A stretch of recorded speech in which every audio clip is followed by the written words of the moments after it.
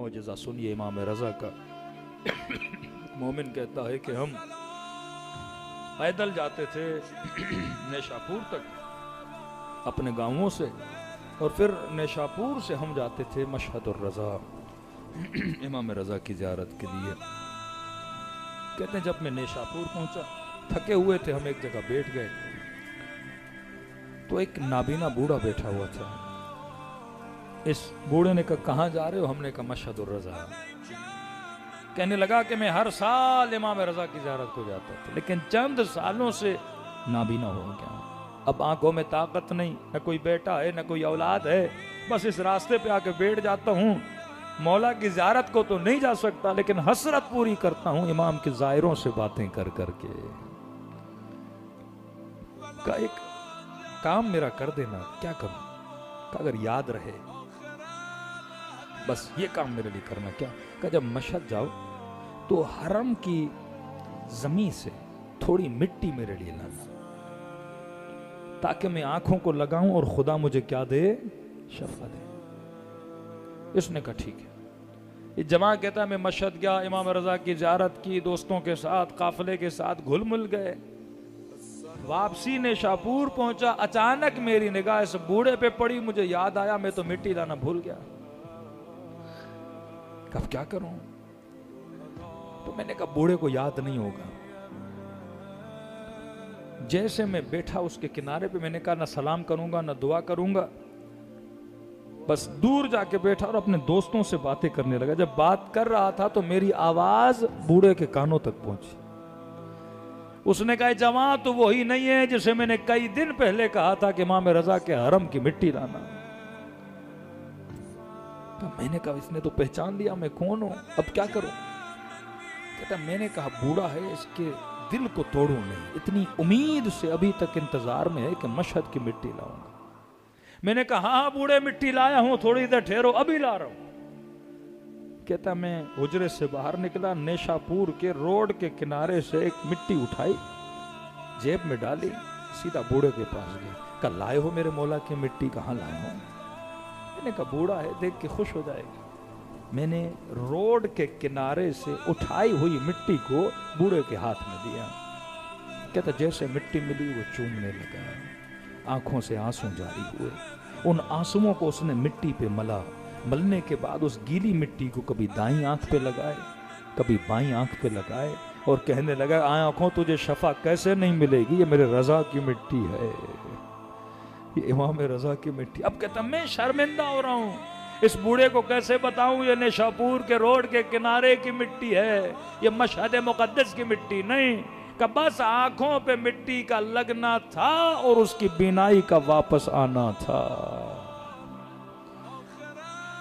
میں بوڑھوں کے قدموں پہ گرا، میں نے کہا بزرگ کیسے شفا ملی، مجھے معاف کرنا، میں نے روڈ کے کنارے سے اٹھائی تھی، کہ تو نے کہیں سے بھی اٹھائی تھی لیکن میں نے اسے نسبت امام رضا سے دی تھی۔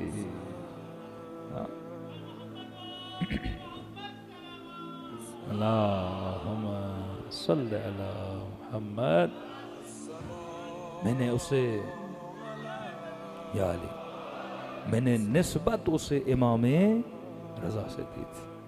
ایسے کریم امام کسی کو نصیب نہیں ہوئے جو آپ کو نصیب ہوئے۔ مولا جب پہنچے مشہد، ایک بوڑھا کہتا ہے میں پیدل چل کے آیا امام رضا کی زیارت کو۔ اب اس زمانے میں فوٹو تو نہیں تھے، کسی کو پتا امام کیسے دکھتے ہیں، بس پتا تھا فرزند رسول آئے۔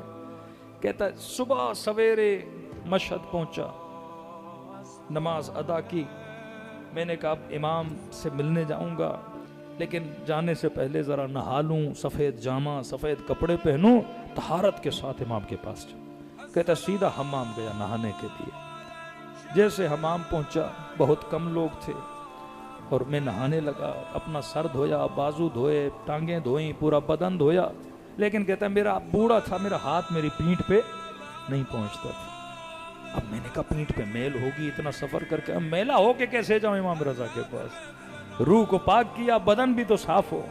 کہتا ہے دائیں بائیں دیکھا، ایک جوان میرے کنارے پہ نہا رہا تھا۔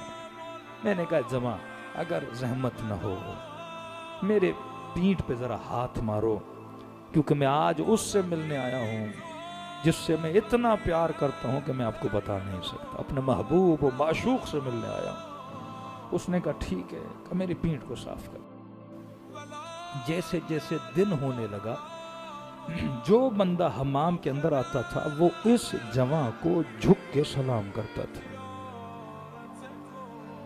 میں نے کہا کوئی وزیر ہے، کوئی بڑی پوسٹ والا بندہ ہے، لیکن ایک آیا سلام کیا، دوسرا آیا سلام کیا، تیسرا آیا سلام کیا، چوتھا آیا سلام کیا۔ اب میں گھبرا گیا، بھئی کوئی بڑی شخصیت تو نہیں ہے، میں نے غلطی کر دی، پیٹھ اپنی صاف کروا دی۔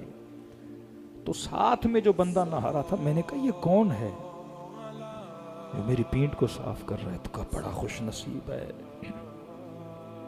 یہ آپ کی پیٹھ کو صاف کر رہا ہے۔ کہ ہم ترستے ہیں ان کے قدموں کو چومنے کے لیے۔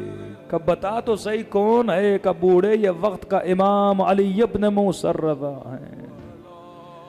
کہ یہ سننا تھا، یہ بوڑھا قدموں میں گر کے مولا مجھے واللہ نہیں پتا، میں آپ کی ہی زیارت کے لیے آیا تھا۔